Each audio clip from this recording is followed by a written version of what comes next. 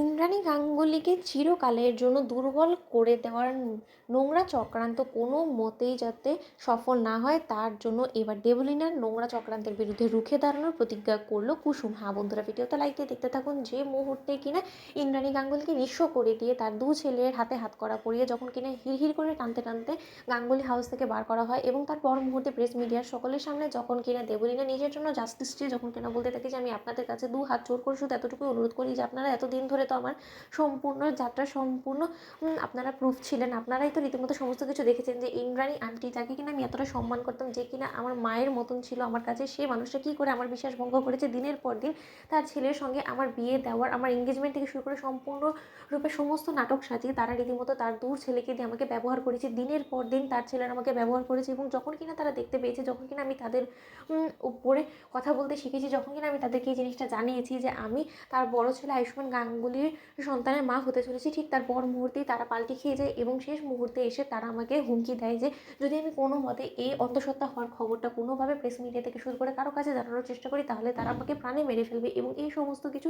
সহ্য করাটা আমার কাছে মনে হয়েছিল যে না, এটা একটা অপরাধ হবে, এবং তার জন্য আমি চুপ করে না থেকে আমি আপনাদের কাছে সারেন্ডার করেছি। এবং আমি চাই যে আপনারা আমাকে ন্যায় বিচার পাওয়ান, এবং যারা কিনা মিথ্যে ভালো মানুষের মুখোশ পরে রীতিমতো প্রতিনিয়ত আপনাদের সমস্ত লোকেদেরকে ঠকাচ্ছে, যে কিনা মেয়েদের জন্য কাজ করার কথা বলে আপনাদের সকলের কাছ থেকে সিম্প্যাথি গেইন করার চেষ্টা করে, তারা তাদের সমস্ত লোকেদের কাছে অবশেষে সেই অপরাধের জন্য শাস্তিটুকু পায়। তার জন্য আমি আপনাদের হাতে সম্পূর্ণটা আমি তুলে দিলাম। আমি দেখতে চাই যে এই সমাজ নারীদের জন্য ঠিক কতটা করে এবং তারা কতটা নারীদের জন্য উদ্যোগ নেয়, এবং আমি দেখতে চাই যে আমার সন্তান যাতে অন্তত আর যাই হোক না কেন নিজের বাবার পিতৃ পরিচয়টুকু অন্তত যাতে পায়। কারণ আমার কোনোভাবেই মনে হয় না যে আমাকে ওরা বাঁচতে দেবে, কারণ ইন্দ্রাণী গাঙ্গুলি এতটাই ডেঞ্জারাস যে সে যখন কিনা দেখতে পেয়েছে তার দুই ছেলের হাতে আমি হাত করা পড়িয়েছি, তাহলে সে যে খুব একটা বেশি দিন আর আমাকে বাঁচতে দেবে না, সেটা আমি খুব ভালো করেই জানি। এবং আমার প্রাণেরও ভয় আছে, কিন্তু তার সত্ত্বেও আমার প্রাণ সংশয়ের ভয় জানা সত্ত্বেও আমি এখানে এসেছি শুধুমাত্র আমার সন্তানের অধিকারের জন্য। আমার সন্তানের অধিকারের জন্য আপনাদেরকে লড়তে হবে, এবং আমি আমার বিচার আপনাদের হাতে তুলে দিলাম। আপনারা আমাকে ন্যায় বিচার পাইয়ে দেবেন, সেটা আমার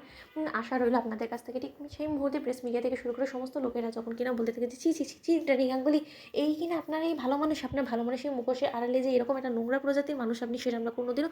বুঝতেও পারিনি। এবং তার থেকেও বড় কথা, আপনার দু ছেলে দিনের পর দিন একটা মেয়েকে এই বাড়িতে রেখে ব্যবহার করেছে, এবং তার পরবর্তীতে মেয়েটাকে অন্তঃসত্ত্বা করার পর মেয়েটাকে যা ছুঁড়ে ফেলে দিয়েছে এবং তার মুখ বন্ধ করানোর চেষ্টা করছে। এর জন্য তো আপনাদেরকে অবশ্যই শাস্তি পেতে হবে, এবং এই শাস্তি যতক্ষণ পর্যন্ত না হচ্ছে ততক্ষণ পর্যন্ত আমরা এখান থেকে কোথাও যাবো না, এবং এর জন্য আপনাকে অবশ্যই জবাবদিহি করতে হবে মিসেস গাঙ্গুলি। ঠিক সেই মুহূর্তে ইন্দ্রাণী গাঙ্গুলি বলতে থাকে যে আমিও আপনাদেরকে চ্যালেঞ্জ ছুড়ে দিচ্ছি যে যদি আমার ছেলেরা সত্যিকার অর্থে এই সমস্ত নোংরা কর্মকাণ্ডগুলো করে থাকে, তাহলে আমি মা হয়ে